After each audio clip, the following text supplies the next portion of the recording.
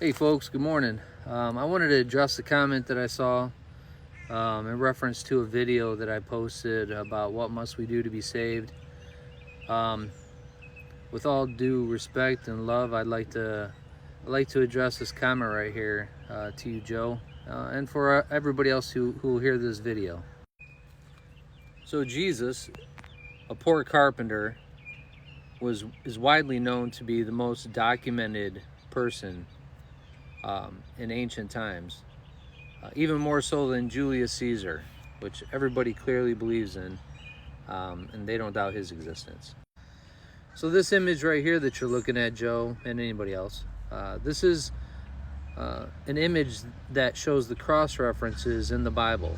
One verse that references another. Each one of those lines that you see, which there are approximately 63,779 of them, cross-reference each other.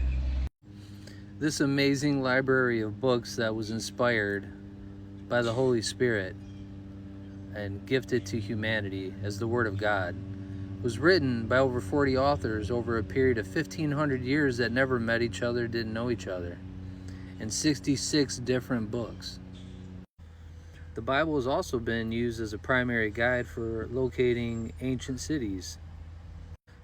The Bible has not only helped us find these ancient cities, but also artifacts, and has been the driving force behind biblical archaeology. It's simply amazing. And then we have the first-hand accounts of the disciples, those that actually walked with Jesus. We have their first-hand accounts and the accounts of those that witnessed what was taking place.